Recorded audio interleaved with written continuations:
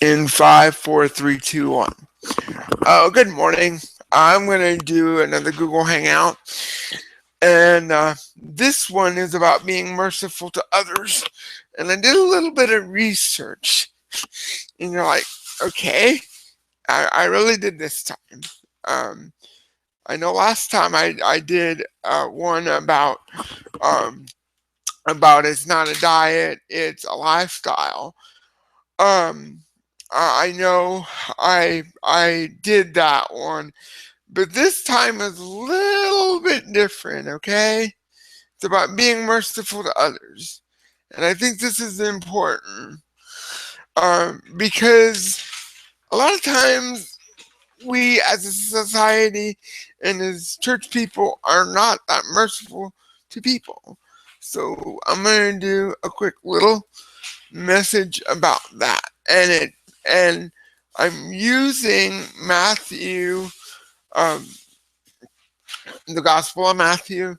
I'm actually starting from verse 23 in Matthew 18:23. It says, "Therefore the kingdom of heaven is like a king who wished to settle accounts with his slave, which he began the accounting. One of those who owed him 10,000 talents, who was brought to him, but because he said he could not repay him, his master ordered him to be sold with his wife and his children and everything that he possessed for payment to be made. So the slave fell to his knees and begged him, saying, have patience. Um, and yeah, Yeah, he fell to his knees and begged him, saying, have patience with me, and I will repay you everything. And his master's heart was moved with compassion, and he released him, and he forgave him, canceling the debt. But the same slave went out and found one of his fellow slaves who owed him 100 denarii and seized him and began choking him, saying, pay what you owe. So his slave fell to his knees and begged him earnestly, have patience with me, and I will repay you. But he was unwilling, and he had him thrown into prison until he paid back the debt. When his fellow slaves saw what happened, they were deeply grieved, and they went and reported to their master with clarity in every detail, everything that had taken place. Then his master called to him and said, you wicked, contemptible slave, I forgave you all that great debt of yours because you begged me. Should you have not had mercy on your fellow slave who owned you little by comparison, as I had mercy on you? And in wrath his master turned him over to the tortured jailers until he paid back all that he owed. My heavenly Father will also do the same to every one of you who does not forgive his brother from your heart. And I use that story to say that there has been times, I am sure, where God has had just where we were just doing wrong about something, and God had just flooded us with mercy, and yet we say about other people, it's like, well, they did this and they don't deserve mercy, and it's like, well, because I remember a time when I was being running a chat room ministry, and I was being critical of a few folks, and God got my attention and said, I've had mercy on you about this and about that. And he's like, well, can't you have mercy on them too? And it's like, yeah. And um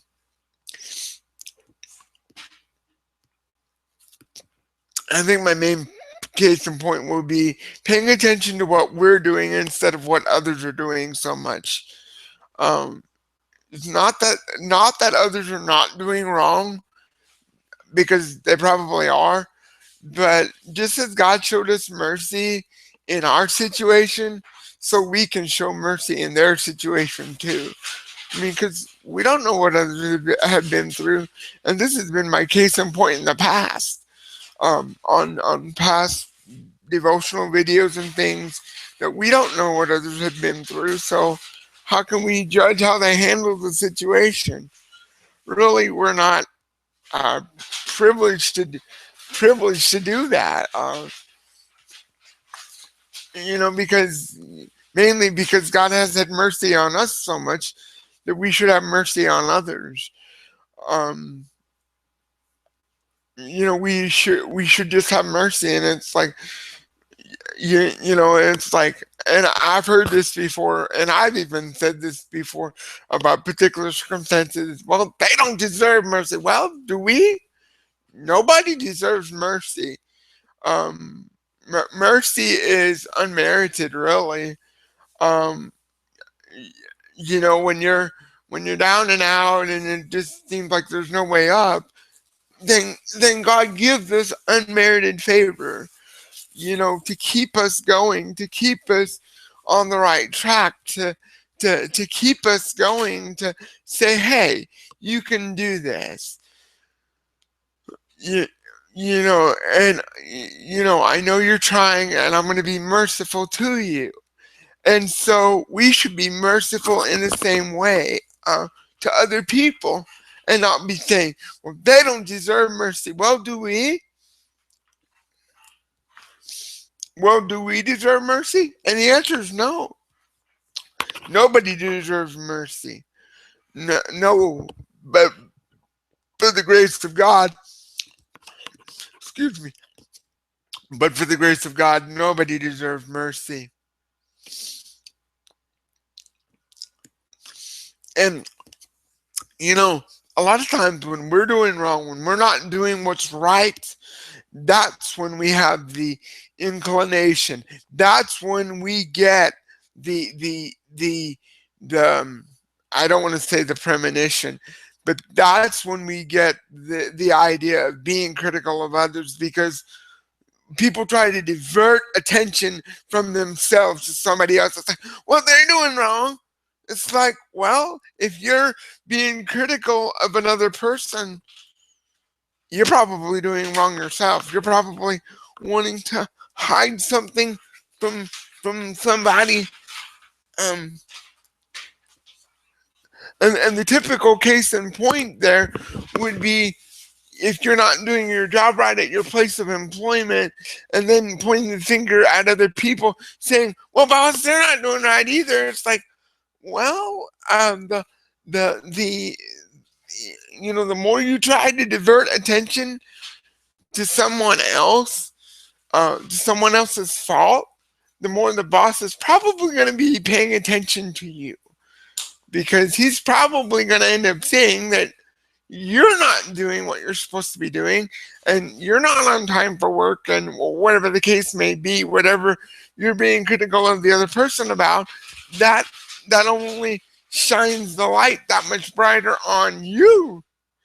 Uh, and it's like, well, I don't want it on me. Well, then take it off the other person, because otherwise it's going to end up on you, and it's not going to be pretty at all. Um,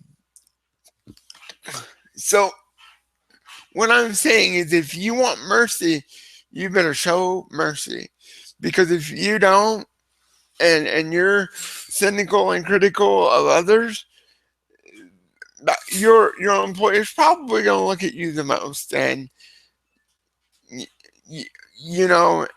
he may look at them for a little bit, just to make sure they're doing correct. But once he finds out they are, then he's going to be looking at you saying, since you're so critical and cynical, what are you doing that you're not supposed to be doing? Because it's gonna end up backfiring, and it's not gonna be pretty. You know, I had a situation that happened in school one time, that I didn't like a particular individual, and I shine the light on this particular person, and unfortunately at the end the light was shined on me. Because it's like, okay, what are you doing that you're not supposed to be? It's like, yeah, and it's kind of like, okay, I shouldn't have been critical towards this person. You know, I learned really quick that, ooh, can someone say backfire? Yep. It's like a cannon. It's without fail. It'll come back. So um, you but before being critical of others, make sure that you got your cannon in working order, because if you don't, it's sure to fire off the wrong way. I tell you assuredly, it's sure to fire off the wrong way if you don't have yours in order. And you're not going to be too happy when it does.